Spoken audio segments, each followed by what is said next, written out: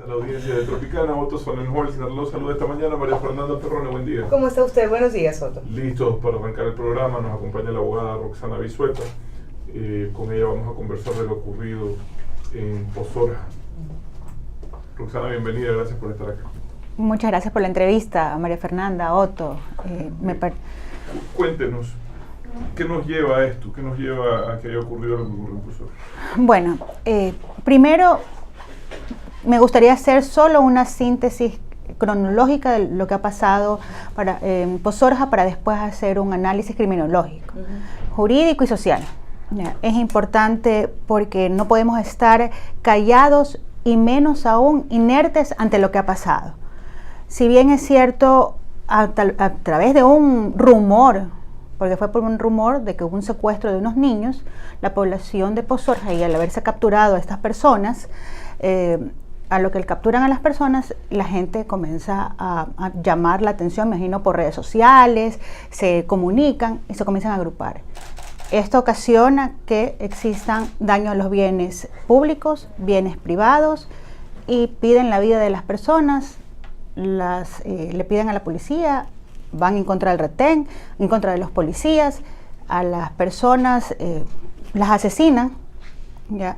Pero hay niños dentro del tumulto, hay adolescentes en el tumulto, ¿ya? Y mucha gente que decían y gritaban, según lo que se ve en los videos que se han viralizado, que decían mátenlos, mátenlos. Ese es el clamor de la ciudadanía. Entonces nos conlleva a pensar y nos comienza a cuestionar, y tenemos que hacer dos preguntas. ¿Se trata de una ira colectiva o se trata de un delito común? Porque tenemos que hacer dos análisis en este momento. Y si la ciudadanía, si las autoridades, pues ya escuché también la versión de la general Varela, diciendo que realmente era un rumor porque estas personas no eran secuestradores, sino que estaban detenidos por una investigación por un robo, y eran 2 celulares y $200. Atroz lo que se estaba supuestamente dando el rumor del secuestro de estos 2 niños, ¿no? Entonces la gente se horroriza ante el secuestro de los menores, pero más allá de eso, la pregunta es, ¿una ira colectiva o un delito común? Y puede ser las dos cosas al mismo tiempo también. Nosotros, todos los seres humanos, somos seres psico-biosociales, psicológicos, pensamientos, conductas que son basadas a través de creencias y a través de cultura. Ubiquémonos en el espacio, en el territorio. Estamos hablando de una población de la parroquia de Guayaquil, rural, que es Pozorja, a 1 hora casi 40 de Guayaquil, donde estas personas en esta parroquia pequeña no tienen, creo que solo un retén de un UPC, aproximadamente 4 o 5 policías asignados, porque acuérdense que hay rotaciones de 3 horarios del día, ya, a 20 minutos de playas, 20-25 minutos de playas donde existe fiscalía. Entonces, entendamos que es una parroquia realmente de Guayaquil, distante a Guayaquil, lo más cercano a playas, a un cantón mucho más pequeño que una ciudad más grande. Entonces, hay que entender qué es lo que está pasando culturalmente y en cuanto a las creencias cuando hablamos que nosotros somos seres psicosociales, ¿ya? Y cuando hablamos de bio, estamos hablando que somos químico-biológicos seres. ¿Por qué? Nosotros respondemos también a factores hormonales, glandulares, musculares. ¿Qué es lo que pasa ante algo externo que nos está adoleciendo? Puede llegar a la ira, puede llegar a la histeria, en el caso de que tengan algún trauma, puede llegar tal vez me imagino, puede ser a una obnubilación, ¿ya? Entonces, cuando hablamos de que somos seres bio y cuando somos seres sociales, es del factor externo, exógeno, que nos causa o nos provoca que podamos reaccionar de cierta manera. En este caso, la gente se asombra de lo que pasa con el secuestro de estos menores y por ello actúan. Ahora, pero actuaron llevado por una conducta asesina, porque según el artículo 40 y 41 del Código Orgánico Integral Penal, tenemos que ver cuáles son los partícipes de un delito. Cuando hablamos de partícipes, podemos hablar de que existe autoría directa, inmediata. No necesariamente solo el que comete el delito es el culpable. Okay. Pero usted quiere ir a algo más, porque habla del territorio, habla de una posición, deja evidenciar como una especie de abandono y como una reacción. Eso sería más en el plano de decir, mira, el momento fue tal, esto no se pudo evitar porque somos seres como usted los acaba de definir. Pero hay algo importante, porque usted hace la diferenciación que las autoridades deben determinar si se trata de un homicidio o digamos claro, de un delito así de... o si se trata, y usted dice, de ira colectiva. ¿Cuál sería la diferencia en el tratamiento de la ley? La ira puede ser leve, puede ser intensa, psicológicamente hablando. Pero la ira puede llevar... una parte, espérese. Cuando hablamos de ira, también podemos hablar que puede influenciar colectivamente como estrategia para influir en el comportamiento humano, que es lo que ha pasado en este caso. Pero, gracias por la pregunta, me parece importantísima. ¿Cómo influye? Claro, evidentemente que sí, porque al momento de la investigación, y eso es lo que yo he venido combatiendo, he venido insistiendo, he basado mis estudios en que realmente no solo los operadores de justicia deben basarse netamente en lo que dice al pie de la letra la ley, ni las normativas, porque nosotros también nos basamos en hechos, en circunstancias que rodean a la infracción, al delito en sí. Quiere decir que si hay algo exógeno que nos activa por dentro psicológicamente para reaccionar de esa forma, debemos tomar consideraciones.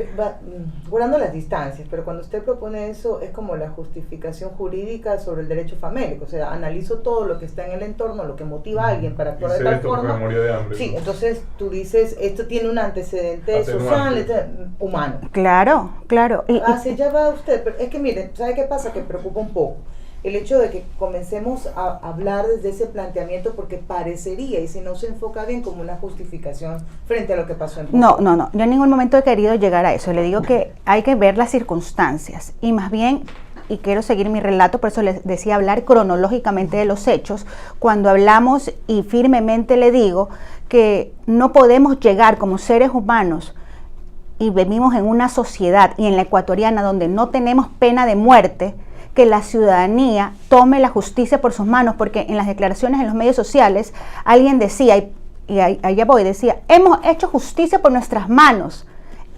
El sentir ahí es, no creemos en la justicia, por eso tuvimos que hacer justicia.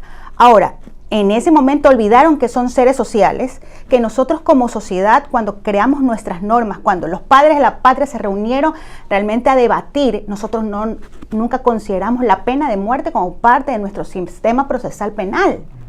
O sea, ya estuvo ese debate hace muchos años, más de 100 años atrás, y nosotros no tuvimos y no nos unimos a ese debate.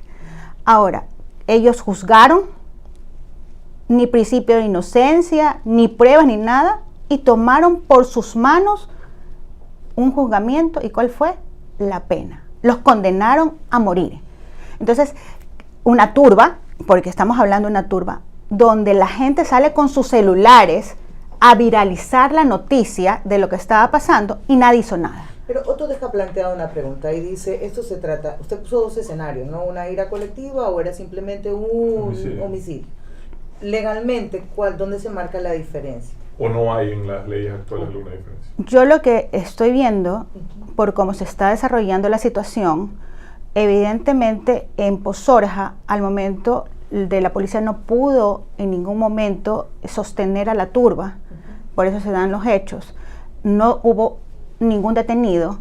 Después se hicieron las investigaciones con los videos que existieron, y al momento de ahora de la audiencia han cogido 8 personas, primero 6, después 2, 8 personas, y los están procesando por dentro de la instrucción fiscal por el artículo 140, que es el asesinato, que quiere decir que la sociedad en este momento, las autoridades le están diciendo, esto no lo vamos a permitir porque nosotros somos un Estado de Derecho y deben respetar las normas.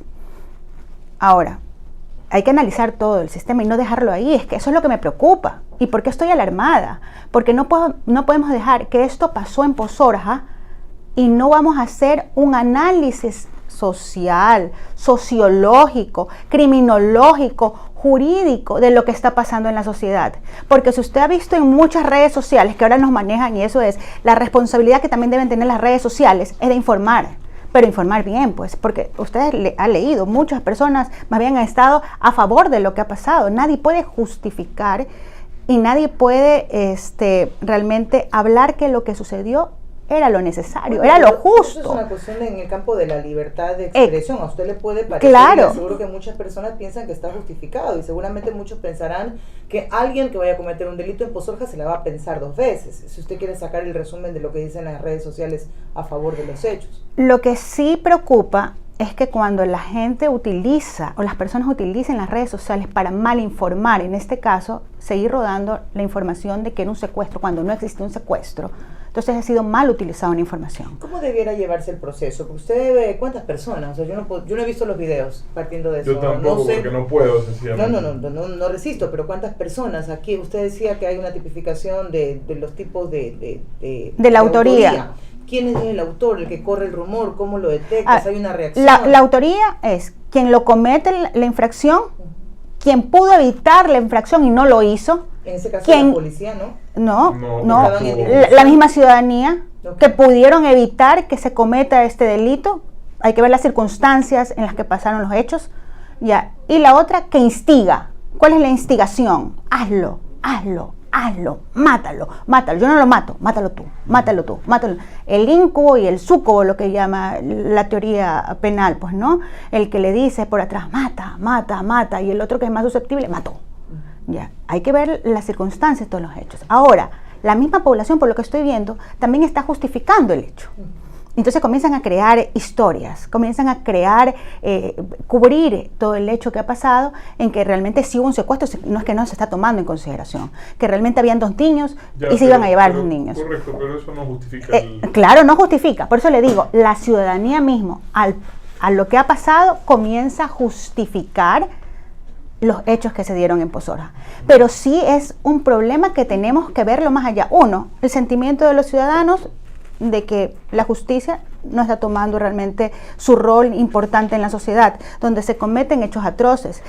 Alguien ayer en redes sociales me decía por interno, Roxana, pero si vamos a hechos atroces, más atroz es el microtraficante, el narcotraficante, matémoslo, pues. Entonces yo le decía, es que tampoco es así, porque puede ser atroz y el daño es mucho más.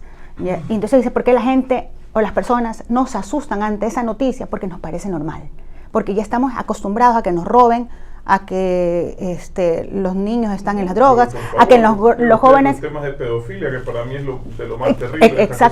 Exactamente, vivimos fenómenos sociales.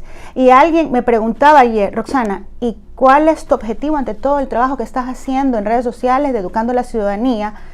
Mi objetivo, el único, yo tengo 3 hijos. Y estoy asustada terriblemente, y siendo criminóloga, estoy asustada terriblemente de aquí en 10 años más qué delitos y qué fenómenos se van a encontrar. Háblanos un poco de eso, de dónde nace, ¿no? Porque acá usted puede irse al extremo de crear leyes más duras, de tener prisiones más llenas, pero no solucionas el problema de la delincuencia. ¿Qué es lo que origina que una sociedad tenga mayor número de actos delictivos? Es importantísimo y hacer énfasis que el legislador y las autoridades jamás pueden concebir en su cabeza de que endurecer las penas evita el cometimiento de un delito. Triste para una sociedad que un legislador piense aquello, o que un Estado piense aquello, porque criminaliza más el delito y no busca realmente el origen, la causa del cometimiento de un delito. Entonces, si estamos hablando que el femicidio, que es una figura que está en el nuevo Código Orgánico Integral Penal, que supuestamente endurecieron la pena, maxificaron la norma, la figura misma, la atrocidad que se cometía contra las mujeres, ya, el dolor y todo aquello que concierne, pero eso no evitó el cometimiento del delito del femicidio. Tenemos índices más grandes en el Ecuador. Bueno, no fue disuasiva nunca a los 26 años, ¿no? No, eso está claro. Era sobre la sanción, no era sobre la prevención. No. Y por eso la llevo yo al análisis. ¿Qué es lo que está... los actos delictivos han incrementado. Somos una sociedad más reaccionaria y más agresiva. Violenta. Totalmente. Usted lo ve en los estadios, lo ve por disputas en la ira de la carretera y un sinfín de cosas. ¿Pero qué nos lleva a ese comportamiento? Nos lleva el comportamiento, primero, que no se está trabajando y nunca el Estado ha trabajado desde las células más simples de la sociedad, que es la familia. no trabaja en prevención. Trabajó en la norma, es lo que le trato de decir. Trabajó en la norma, en endurecerla, pero nunca vio las causas que lo originan y primero tenía que combatir lo que lo originaba. Y hacer el análisis, por eso le digo sociológico, psicológico, jurídico, criminológico. ¿Qué es lo que ocasiona? Las familias, donde tenemos el problema familiar, donde las mujeres, donde los hombres, donde los niños ahora sienten abandono de sus padres y de sus madres porque trabajan todo el día, donde las madres o el padre no escuchan a los niños, donde no sienten realmente la necesidad o la importancia de la educación, de la obediencia. Por eso es que nosotros tenemos una sociedad mucho más violenta. Y si le digo violenta es porque todos los índices, y me dicen todos los índices, ¿cuál es el motivo? También una sociedad desigual, desigualdad total. No hay igualdad ni siquiera social, peor equidad. ¿Será la desigualdad más bien la brecha que hay? Claro. Porque en la sociedad siempre hay desigualdad, ¿no? La cuestión es qué tan alejada está la una de la otra, abogada.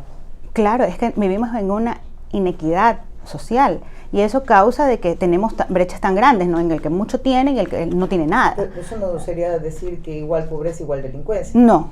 Evidentemente que no, pero sí hay que trabajar en ello. Hay que trabajar en cómo ver a la familia desde el núcleo más simple y cómo el Estado debe apoyar. La gente se queja de la corrupción, la gente se queja de cómo todos los actos que pasan, de los problemas intrafamiliares, del machismo, del feminismo, de todo se queja. ¿Y qué soluciones le da? Y espera que el Estado le solucione todo. ¿Y dónde están nosotros como profesionales, como ciudadanos, como madres, nuestro aporte a la sociedad? ¿Qué estamos haciendo? Nada. O sea, ¿estamos haciendo algo? ¿Estamos aportando en algo? ¿Qué vamos a aportar? ¿Qué clase de hijos le vamos a dejar a la sociedad? ¿Qué clase de seres humanos le estamos dando a la sociedad? Esa es la pregunta que debemos hacernos. Y yo le digo, esto no puede quedar, lo que ha pasado en Posorja, que puede quedar ahí. Ya, estamos investigando, ya vamos a buscar los culpables, con esto mandamos una alerta de lo que está pasando. Escuchaba a la general Varela hoy de decir, no podemos criminalizar a todos, tenemos que hacer una investigación consensuada. Entonces, efectivamente, pero también tenemos que ver qué está pasando, cómo trabajar y decirles, esto no puede pasar otra vez. Porque leí en el Universo el día de ayer que hay un hecho parecido y similar en Cuenca también, una ciudad mucho más grande, sí, donde que no podemos comparar una parroquia a una ciudad donde hay muchos más habitantes, donde es una ciudad cosmopolita, con un trato mucho más activo.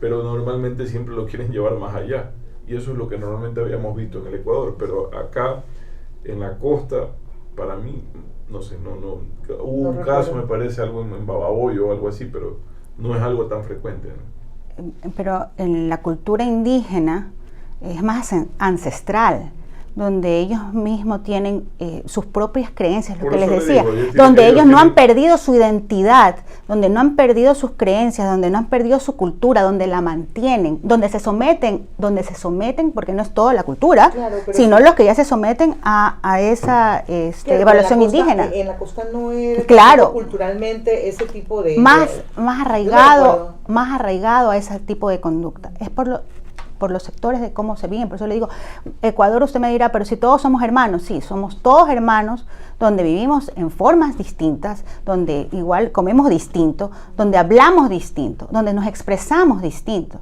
Entonces debemos ser analizados de forma distinta. Usted no puede comparar a Guayaquil con los cantones de la provincia del Guayas de la misma manera, viven una vida totalmente distinta. ¿Cómo llega a ser justo, ¿no? Estar en el justo medio? Analizas todo lo que ha pasado, la sensación de abandono, de inseguridad, el alto grado de impunidad, versus la acción que se comete en Posorja y por otro lado el deseo de que no vuelva a repetirse. Mire, ¿cómo llegas a hacer justicia? Yo conozco y me puedo decir que conozco toda la provincia del Guayas, conozco Posorja y sé lo que la ciudadanía en Posorja ha sentido por muchos años, donde no ven las obras palpables muchas veces o las acciones territoriales, las políticas públicas también. Entonces, también debemos ver en su entorno, por eso le digo, sociológicamente y psicológicamente debe estudiarse cada sector y debe verse cuál es el correctivo de lo que está pasando, porque esto puede pasar en Posorja. Ahora imagínense que pasa en Tenguel, que también es otra parroquia de Guayaquil, que está mucho más cerca, casi llegando a otra provincia. Está a distancia de 2 horas de Guayaquil.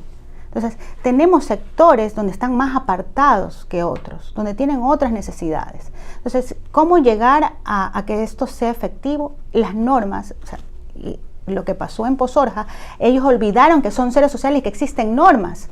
Y que evidentemente pudo haber sido el estar preso, el llegar a... Porque la norma dice de 22 a 26 años. O sea, que pueden darse cualquiera de ellos... de 22 a 26 años que pueden tener y pueden llegar a cumplir esa pena. Ahora, si usted me dice a mí que hay que hacer, poner desde el Estado a trabajar a los sociólogos, a los psicólogos, a los criminólogos, a los abogados, a toda la sociedad en su conjunto, para que podamos ver cuáles son las causas que nos están aquejando, para trabajar directamente con ellos. O sea, no quiero porque si no las leyes queden en letras muertas, absolutamente en letras muertas, lo que pasa en muchas normas. Abogada Roxana Bisueta, gracias por haber conversado con nosotros esta mañana. Ya, gracias.